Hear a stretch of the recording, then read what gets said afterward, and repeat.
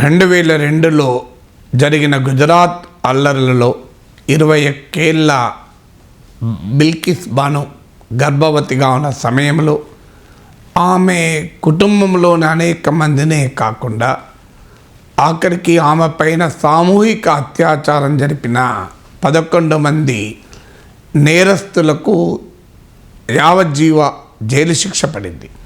కానీ వారు 14 ఏళ్ల పాటు జైలు శిక్ష అనుభవించారు గనక, వారు సత్ప్రవర్తన కలిగి ఉన్నారు గనక వారిని విడుదల చేయాలని గుజరాత్ ప్రభుత్వం తీసుకున్న నిర్ణయాన్ని ఇవాళ సుప్రీంకోర్టు కొట్టివేసింది.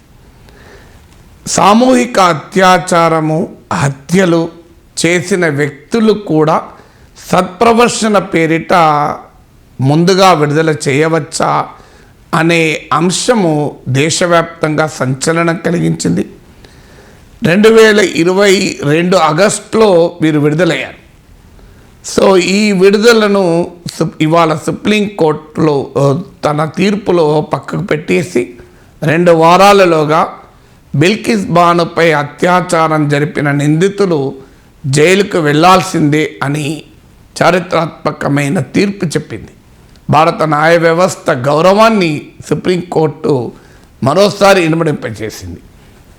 సుప్రీంకోర్టు చెప్పిన కారణం ఏంటంటే, ఒకటి, గుజరాత్ ప్రభుత్వానికి ఇలా ముందస్తుగా విడుదల చేసే అధికారమే లేదు. ఎందుకంటే విచారణ మహారాష్ట్రలో జరిగింది కనుక ఈ రకమైన విడుదల, ముందస్తు విడుదల అనేది మహారాష్ట్ర చేయాలి, కానీ మహారాష్ట్ర ప్రభుత్వం కానీ గుజరాత్ ప్రభుత్వం కాదు అని. దాంతోపాటు కీలకమైన ప్రశ్న సుప్రీంకోర్టు అడిగింది. నిందితురాలు తక్కువ ఏ విశ్వాసాన్ని కలిగి ఉన్నప్పటికీ, వారు ఉన్నత స్థాయిలో ఉన్నప్పటికీ లేక దిగువ స్థాయిలో ఉన్నప్పటికీ ఇలాంటి వాటితో ఎలాంటి సంబంధము లేదు. చట్టబద్ధ పాలన ఉండాలి. మహిళలపైన దుర్మార్గమైన కిరాతకమైన నేరాలకు పాల్పడిన వారికి కూడా సత్ప్రవర్తన పేరుతో, సంస్కరించబడినారన్న పేరుతో వారిని ముందుగా విడుదల చేయవచ్చా? నిందితులకు జైలు జీవిత ఖైదు వధిస్తున్న నిందితులే కాదు, నేరస్తులకు ఇక్కడ శిక్ష పడారు, కన్విక్ట్స్, నాట్ ఈవెన్ అక్యూజ్డ్. నేరస్తులకు మాత్రమే హక్కులుంటాయా? బాధితులకు హక్కులుండవా అని సుప్రీంకోర్టు ప్రశ్నించింది. సో నేరస్తులు సంస్కరించబడ్డారు, సత్ప్రవర్తన కలిగి ఉన్నారు, వారిని విడుదల చేయాలి అనే ఉన్నప్పుడు మరి బాధితుల సంగతి ఏంటి అని. విచిత్రం ఏంటంటే, వీరి పేరుకు 14 ఏళ్ల జైలు శిక్ష. మనందరికీ తెలుసు, గణనీయమైన కాలం వీళ్ళు పెరోల్ పైన బయటనే ఉన్నారు. వారు బయటికి విడుదలైనప్పుడు వారికి పూలమాలలు వేశారు, స్వీట్లు తినిపించారు, వారేదో స్వాతంత్ర సమరయోధులైనట్లు. అందులో ఒక నిందితుని కూతురు బీజేపీ తరఫున ఎన్నికల్లో పోటీ చేసింది. ఆమెకు మద్దతుగా తండ్రి ప్రచారం చేశాడు.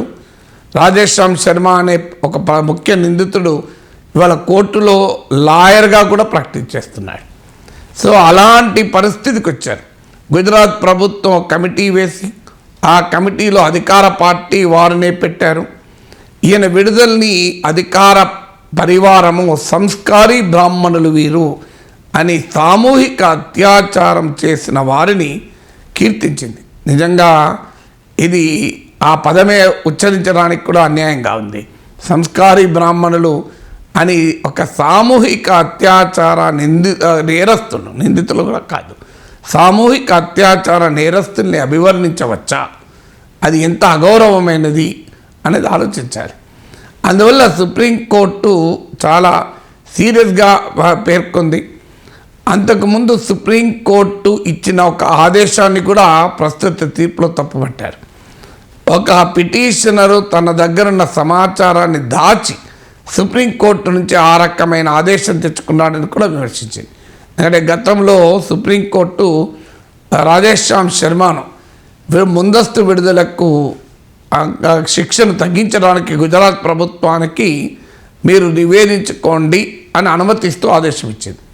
దాన్ని కూడా సుప్రీంకోర్టు తప్పుపట్టింది. కారణం, పిటిషనరు తప్పుడు సమాచారాన్ని ఇచ్చి సుప్రీంకోర్టు నుంచి ఈ రకమైన జడ్జిమెంట్ పొందాడని.